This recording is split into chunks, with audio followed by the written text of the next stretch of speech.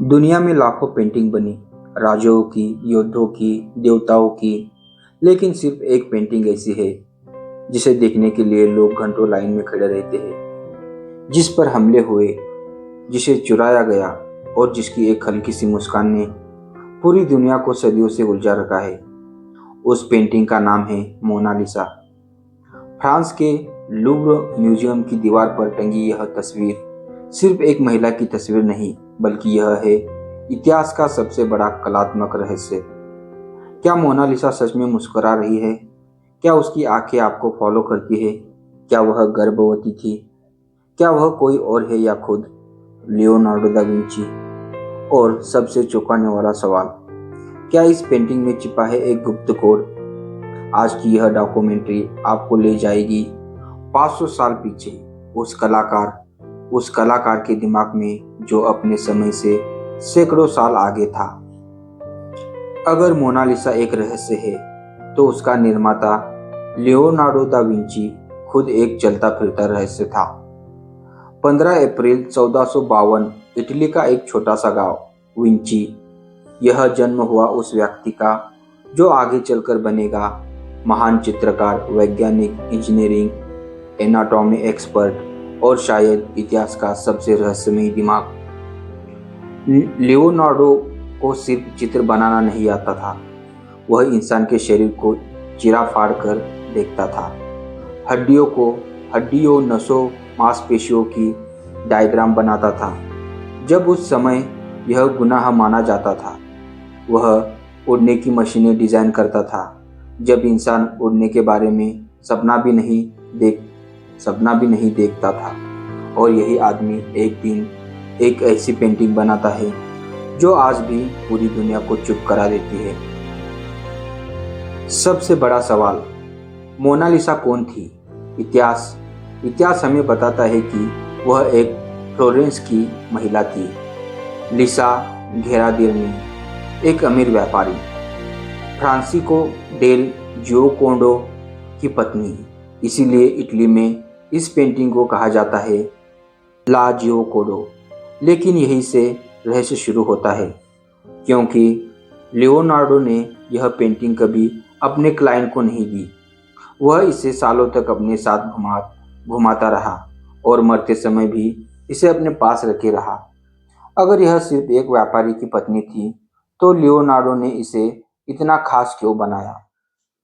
Mona Lisa की मुस्कान दुनिया की सबसे कंफ्यूजिंग स्माइल है। कभी आप देखेंगे वह मुस्कुरा रही है, फिर पलक झपकते ही वह गंभीर लगती है। वैज्ञानिकों ने जब इस पर रिसर्च की तो एक चौंकाने वाली बात सामने आई। लियोनार्डो ने स्फुमाटो टेक्निक का इस्तेमाल किया। इस तकनीक में कोई भी साफ लाइन नहीं होती।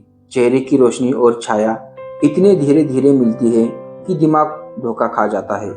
जब आप सीधे होठ देखते हैं, मुस्कान गायब। जब आप आंखें देखते हैं, मुस्कान लौट आती है।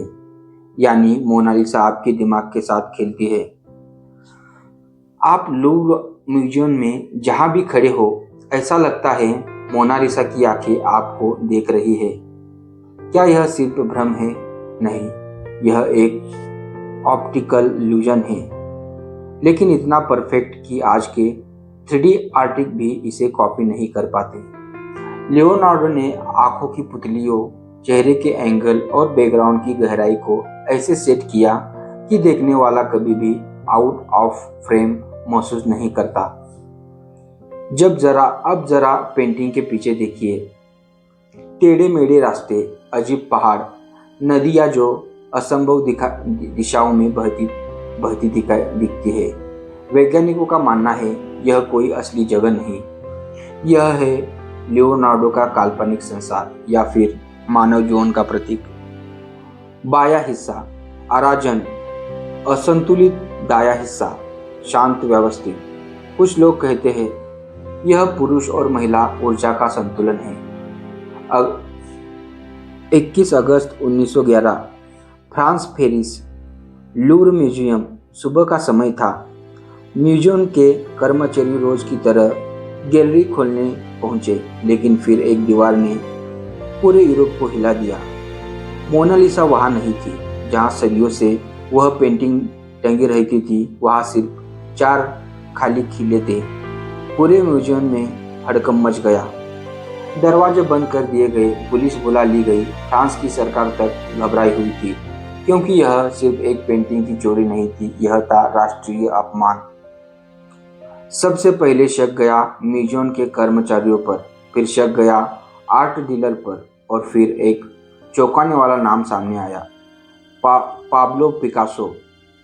हाँ, वही पिकासो जो बाद में दुनिया के महान कलाकारों में गिने गए।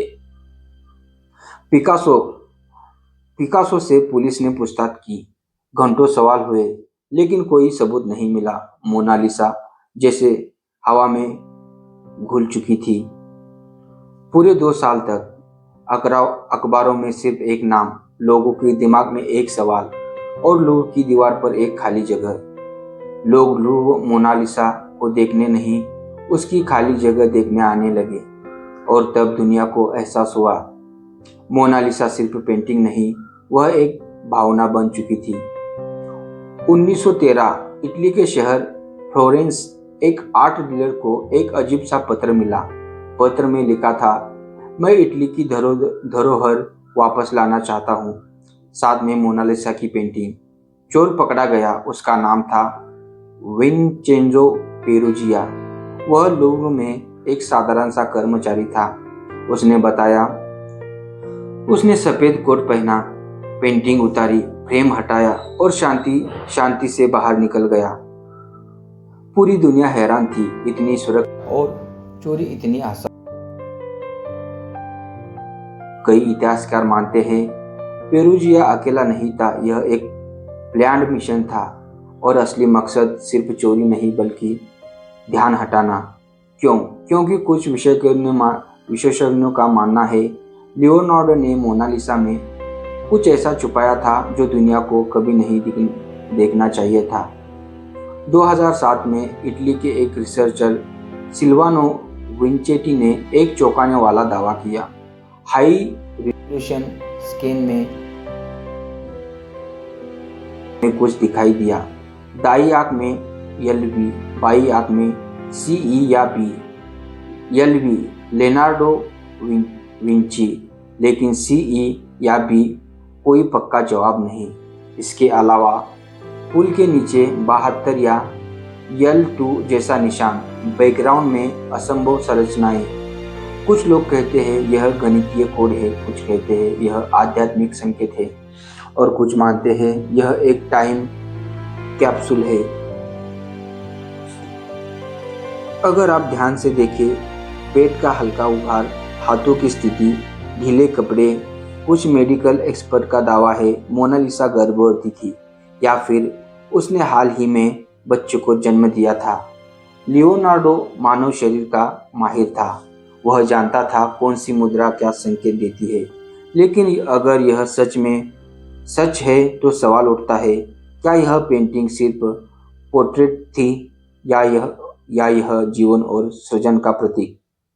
मोनालिसा से जुड़ी अजीब घटनाएं।